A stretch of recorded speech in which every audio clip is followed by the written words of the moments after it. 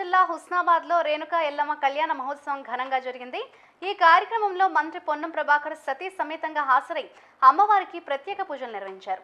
హుస్నాబాద్ నాయకులు ప్రజలంతా వచ్చే భక్తులకు ఆతిథ్యం ఇచ్చి ఇందులో భాగస్వామ్యం అవుతారని అన్నారు। ప్రభుత్వం పక్షాన అన్ని ఏర్పాట్లు పూర్తి చేశామని, హుస్నాబాద్ ప్రాంత ప్రజలకు కొంగు బంగారంగా ఎల్లమ్మ తల్లి ఆశీర్వాదం ఇస్తుందన్నారు।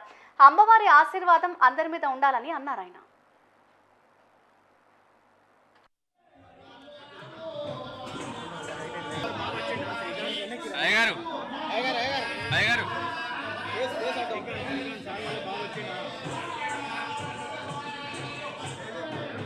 ఒక్క నిమిషం మీరు సైడ్కి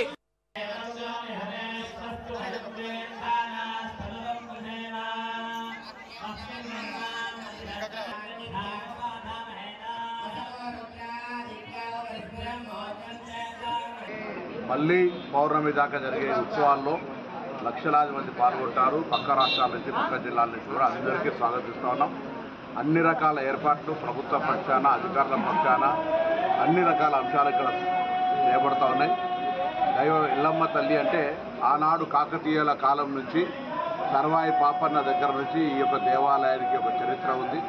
ఈ చరిత్ర గల మహిమ గల ఎల్లమ్మ తల్లి కొంగు బంగారంగా కోరిన కోరికలు ఇచ్చేటువంటి ఎల్లమ్మ తల్లిని అందరూ వచ్చి దర్శించుకోవాల్సిందిగా విజ్ఞప్తి చేస్తాం। నిర్వాహకులు, ఉత్సవ కమిటీ కానీ, అధికారులు కానీ అందరూ కూడా అన్ని రకాల అంశాల లోపల ఎక్కడ ఇబ్బంది లేకుండా భక్తులకు చర్యలు తీసుకుంటా ఉన్నారు।